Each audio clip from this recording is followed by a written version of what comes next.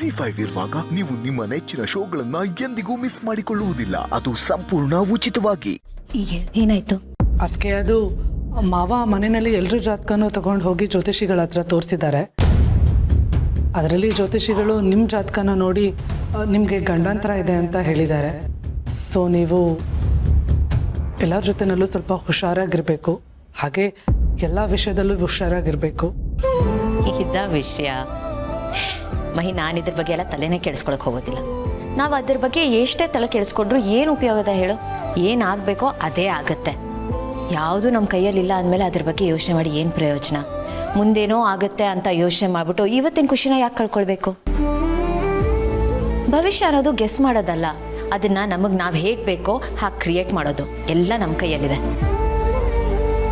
ನನ್ನ ಪ್ರಕಾರ ಮುಂದೆ ಏನಾಗುತ್ತೋ ಅಂತ ಭಯ ಪಡೋದಕ್ಕಿಂತ ಏನಾಗುತ್ತೆ ಆಗಲಿ ಅನ್ನೋ ಮೆಂಟ್ಯಾಲಿಟಿ ಬೆಳೆಸ್ಕೊಂಡ್ರೆ ಒಳ್ಳೆಯದು. ಇಲ್ಲಾಂದರೆ ಪ್ರತಿಯೊಂದಕ್ಕೂ ಭಯ ಪಡ್ತಾನೇ ಇರಬೇಕು. ಭಯ ಅನ್ನೋದು ನಮ್ಮಿಂದ ಎಲ್ಲನೂ ಕಿತ್ಕೊಂಡ್ಬಿಡುತ್ತೆ. ಭಯ ಅನ್ನೋದು ಅಷ್ಟೊಂದು ಭಯಾನಕವಾಗಿರುತ್ತೆ. ನಮ್ಮ ನೆಮ್ಮದಿನ ಕಿತ್ಕೊಳ್ಳುತ್ತೆ, ನಮ್ಮ ಕನಸುಗಳನ್ನು ಕಿತ್ಕೊಳ್ಳುತ್ತೆ, ನಮ್ಮ ಸ್ಕಿಲ್, ನಮ್ಮ ಎಬಿಲಿಟಿ, ನಮ್ಮ ಟ್ಯಾಲೆಂಟ್ನೇ ಕೊಂದಾಗುತ್ತೆ. ಈ ಭಯ ಅನ್ನೋದನ್ನು ತೆಗೆದುಬಿಟ್ರೆ ನಮ್ಮ ಲೈಫ್ ಬೇರೆ ಥರನೇ ಇರುತ್ತೆ. ಫ್ರೀಯಾಗಿ ಆರಾಮಾಗಿರ್ಬೋದು. ಸೊ ಯಾರೋ ಏನೋ ಹೇಳಿದ್ರು ಅಂತ ನೀನು ತಲೆ ಕೆಡಿಸ್ಕೊಳಕ್ಕೆ ಹೋಗಬೇಡ. ನನಗೇನೂ ಆಗಲ್ಲ. ಹಾಗೇನಾದರೂ ಆದರೆ ನಾನು ಫೇಸ್ ಮಾಡ್ತೀನಿ. ಸರಿ ಅದಕ್ಕೆ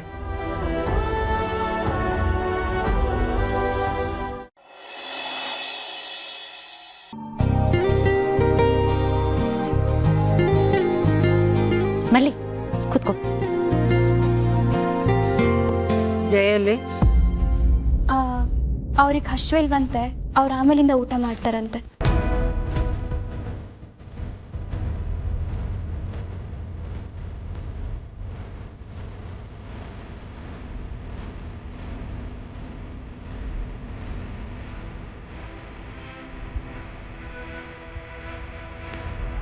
ಮ್ಯಾಮ್ ತುಪ್ಪ. ಹಾಗೆ ತುಪ್ಪ ಅಂದ್ರೆ ಅವ್ರಿಗೆ ಭಾಳ ಇಷ್ಟ.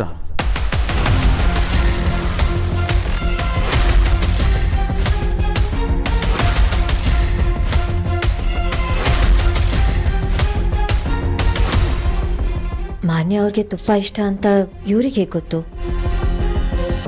ಅಣ್ಣ, ಅವ್ರಿಗೆ ತುಪ್ಪ ಇಷ್ಟ ಅಂತ ನಿನಗೆ ಹೇಗೆ ಗೊತ್ತು? ಕಾಮನ್ ಸೆನ್ಸ್ ಅದು. ತುಪ್ಪ ಯಾರಿಗೂ ಇಷ್ಟ ಆಗಲ್ಲ, ಎಲ್ಲರಿಗೂ ಇಷ್ಟ ಆಗುತ್ತೆ. ಆ ಬೇಸಿಸ್ ಮೇಲೆ ಹೇಳಿದೆ ಅಷ್ಟೇ.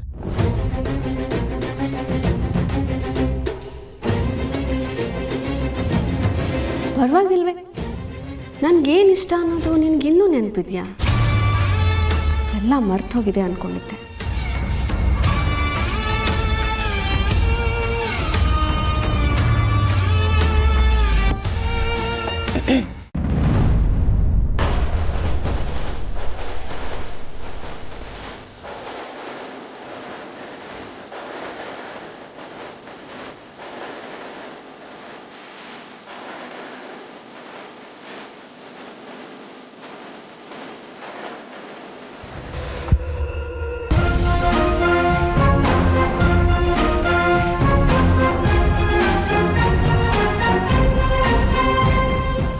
ಜಿ5 ಆಪ್ ಡೌನ್ಲೋಡ್ ಮಾಡಿ ಎಲ್ಲಾ ಸಂಚಿಕೆಗಳನ್ನು ಸಂಪೂರ್ಣ ಉಚಿತವಾಗಿ ನೋಡಿ.